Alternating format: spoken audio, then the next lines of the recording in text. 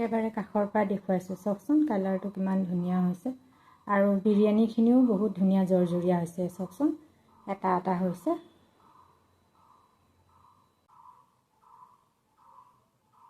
আজি মই চিকেন বিৰিয়ানী বনাম, তাৰ কাৰণে মই চিকেন লৈছোঁ আধা কেজি আৰু ইয়াতে মই এতিয়া 1 চামুচ ক্ৰীম দিছোঁ, তাৰপিছত দৈ দিছোঁ অলপমান, দৈ 2 চামুচ দিছোঁ। এয়া বিৰিয়ানীৰ কাৰণে মই প্ৰথমতে দৈ দিলোঁ, ক্ৰীম দিলোঁ আৰু এতিয়া মই নিমখ দিম। নিমখটো জোখ অনুযায়ী দিব মাংসখিনিৰ। এয়া মই নিমখ 1 চামুচ দিলোঁ, হালধি দিছোঁ অলপমান, জিৰা গুড়ি দিছোঁ অলপ, ধনিয়া গুড়ি দিছোঁ অলপ আৰু এইফালে জলকীয়াৰ গুড়ি দিছোঁ অলপ। তাৰপিছত এতিয়া মই আদা নহৰুৰ অকণমান পেষ্ট, পিঁয়াজ আদা নহৰুৰ অলপমান পেষ্ট দিছোঁ। এইখিনি এতিয়া মই ভালদৰে মিক্স কৰি ল'লোঁ। গোটেই মছলা, ক্ৰীম, দৈ এই সকলোখিনি মই ভালদৰে মিক্স কৰি লৈ এতিয়া মই আধা ঘণ্টামানৰ কাৰণে এনেকৈ ঢাকি থৈ দিম। আধা ঘণ্টা পিছতহে বনাম। বিৰিয়ানীৰ কাৰণে মই চাউল লৈছোঁ 1 চুঙা আৰু এই চাউলখিনি মই আধা ঘণ্টামানৰ কাৰণে অকণমান এনেকৈ পানীত তিয়াই থৈ দিম। আধা ঘণ্টামান পানীত তিয়াই থ'লে চাউলখিনি অকণ কোমল হ'ব আৰু বিৰিয়ানীটো খাবলৈ ভাল হ'ব। এই আধা ঘণ্টাৰ পিছত মই চাউলখিনি ধুই লৈছোঁ আৰু চাউলখিনি একদম ছফ্ট হৈছে চাওকচোন, এনেকুৱা হ'ব লাগে। তেতিয়া তাৰমানে বিৰিয়ানীটো খাবলৈ খুব ভাল হয়। এয়া চাওক, পিঁয়াজটো এনেকুৱা কালাৰ হ'ব লাগে, তেতিয়া বিৰিয়ানী কালাৰটো বহুত ধুনীয়া হয়। এয়া চাওক,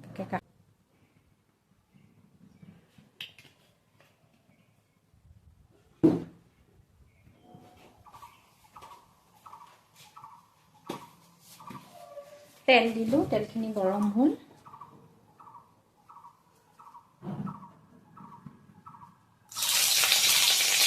তেজপাত দি দিছোঁ দুটা, তেজপাত দুখিলা দি দিছোঁ। ইয়াতে পিঁয়াজ আদা নহৰু পেষ্টটো দি দিছোঁ। এইখিনি ভালদৰে মই ভাজি ল'ম। মেৰিনেট কৰি থোৱা মাংসখিনি দি দিম। আধা ঘণ্টাৰ কাৰণে মই মেৰিনেট কৰি থৈছিলোঁ। এয়া চাওক ইমান ধুনীয়া ছফ্ট হৈ গৈছে। এতিয়া মই পিঁয়াজ আদা নহৰু পেষ্টটো ভাজি ল'লোঁ, তাতে মই এতিয়া এইখিনি দি দিম।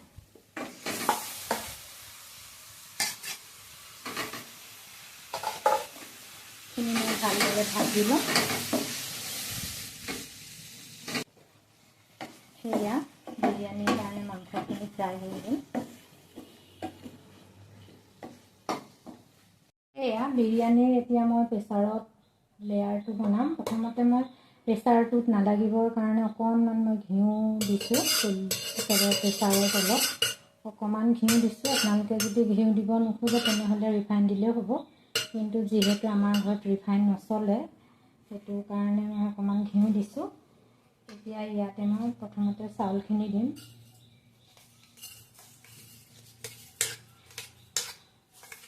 মই কেইবাটাও লেয়াৰ বনাম। প্ৰথমতে মই চাউলখিনি দিছোঁ,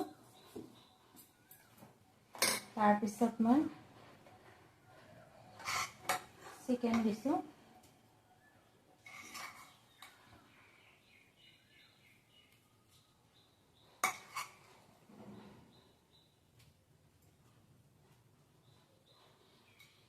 চিকেন দিলোঁ। তাৰপিছত চিকেন দিয়াৰ পিছত ইয়াতে মই যে কৈছিলোঁ পিঁয়াজ অকণমান ব্ৰাউন কালাৰকৈ ভাজি থৈছোঁ, সেই পিঁয়াজখিনি দিলোঁ। মানে পিঁয়াজটো ব্ৰাউন কালাৰ হ'লে বহুত ভাল লাগে। তাৰপিছত মই আকৌ এটা লেয়াৰ বনাম। ছেকেণ্ড চাউল দিছোঁ, তাৰপিছত মই আকৌ চিকেন দিছোঁ,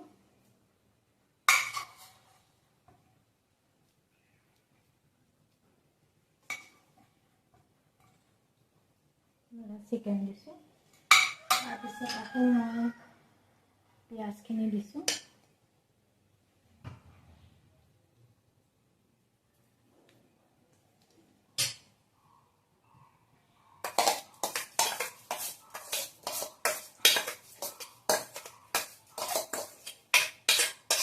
এইখিনি চাউল দিলোঁ এতিয়া একেবাৰে শেষত মই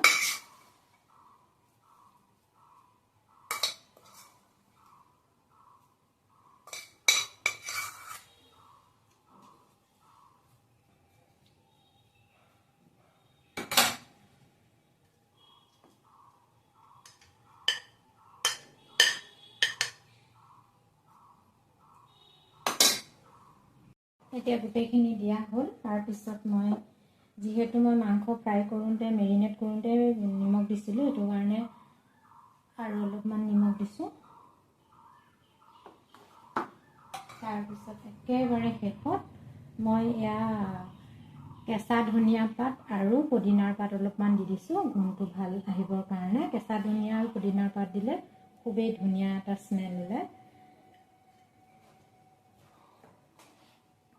মই 1 চুঙা চাউল দিছিলোঁ চাউলটোৰ জোখটো মই দেখাইছিলোঁ 1 চুঙা সেইটো কাৰণে এইটো 1 লিটাৰৰ মগ হয় মই আধা লিটাৰ পানী দিছোঁ যদি 2 চুঙা চাউল হয় 1 লিটাৰ পানী লাগিব আৰু 1 চুঙা চাউল হ'লে আধা লিটাৰ পানী দিলে ভাতটো খুব ধুনীয়া জৰজৰীয়া হ'ব বিৰিয়ানীখিনি মানে এয়া মই আধা লিটাৰ পানী দিছোঁ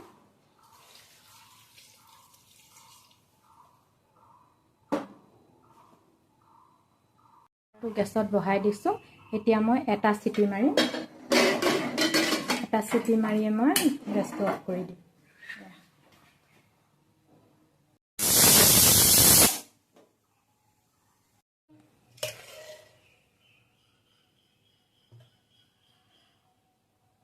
এয়া চাওক বিৰিয়ানীটো হৈ গ'ল কিমান ধুনীয়া হৈছে নিশ্চয় গম পাইছে কালাৰটো দেখি অনুমান কৰিব পাৰিছে নহয় জানো আৰু এনেকৈ আপোনালোকেও বনাবচোন মই বহুত বেছি মছলা ব্যৱহাৰ কৰা নাই কম মছলাই দিয়ে মই বিৰিয়ানীটো বনাইছোঁ আৰু আপোনালোকে এনেকৈ এবাৰ চেষ্টা কৰিবচোন বনাবলৈ আৰু মোৰ যদি এই ৰেচিপিটো আপোনালোকৰ ভাল লাগে তেনেহ'লে এটা লাইক কৰিব কমেণ্ট কৰিব শ্বেয়াৰ কৰিব আৰু ছাবস্ক্ৰাইব কৰিব বুলি মোৰ চেনেলটো আশা ৰাখিলোঁ আৰু লগতে কাষত থকা বেল আইকনটো অল কৰি দিব তেতিয়া মোৰ আহিবলগীয়া ভিডিঅ'সমূহৰ নটিফিকেশ্যন পাব নহয় জানো আৰু এটা নতুন ৰেচিপিৰ ভিডিঅ' আপোনালোকৰ মাজলৈ লৈ অহাৰ প্ৰতিশ্ৰুতিৰে আজিলৈ আহোঁ বাই বাই